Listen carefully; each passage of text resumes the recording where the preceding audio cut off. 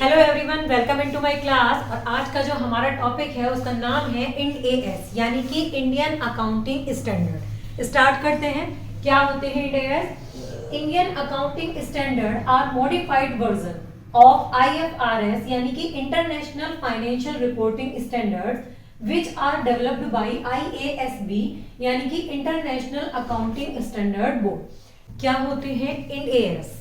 Ind AS क्या है? Ind as जो आईएफआरएस है उनका ही मॉडिफाइड वर्जन है। आईएफआरएस क्या? आईएफआरएस को आईएएसबी द्वारा जो है डेवलप किया गया था। आईएसबी यानी कि इंटरनेशनल अकाउंटिंग स्टैंडर्ड बोर्ड और IFRS international financial reporting standard. तो जो आईएसबी ने आईएफआरएस को डेवलप किया तो उनको अपने देश की यानी कि भारत की जरूरतों को देखते हुए उनको मॉडिफाई किया गया और नाम दिया गया इंड एएस यानी कि इंडियन अकाउंटिंग स्टैंडर्ड।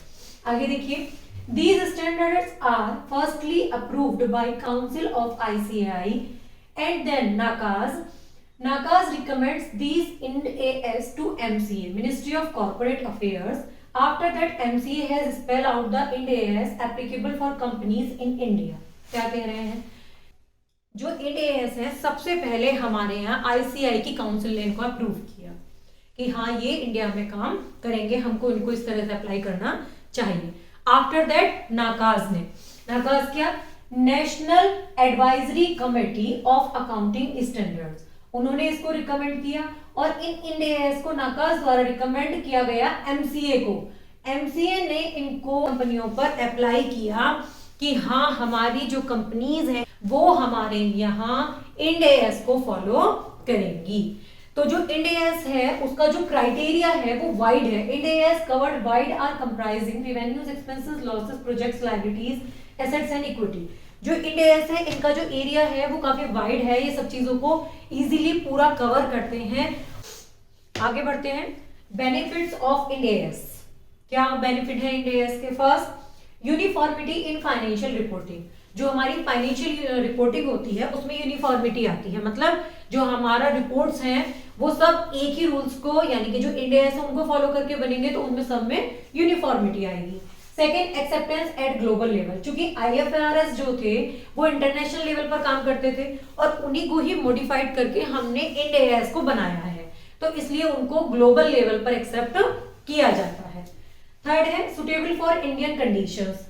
चूंकि भारत में जो भी बिजनेस की कंडीशन है, जो भी रूल्स रेगुलेशन यहाँ चल सकते हैं उनको देखकर ही इनको मॉडिफाई करके इंड एएस बनाए गए हैं, इसलिए ये भारत की कंडीशन के सुटेबल है। Next, to prevent frauds and manipulate accounts.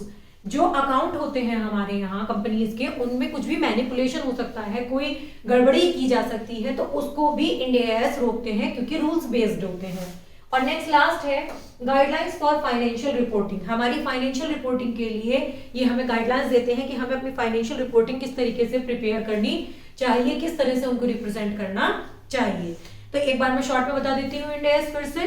देखिए क्या है इंड एएस? आईएएसबी ने डेवलप किया था आईएफआरएस को, उसको मॉडिफाई करके भारत में बनाया गया इंड एएस। इंड एएस को आईसीएआई की काउंसिल द्वारा सबसे पहले अप्रूव किया गया।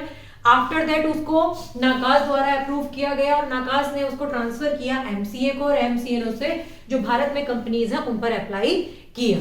तो ये हुआ आपका इंड एएस का टॉपिक। और अब लगभग जो है हमारी थ्योरी जो है वो कवर हो चुकी है। नेक्स्ट क्लास से हम न्यूमेरिकल स्टार्ट करेंगे।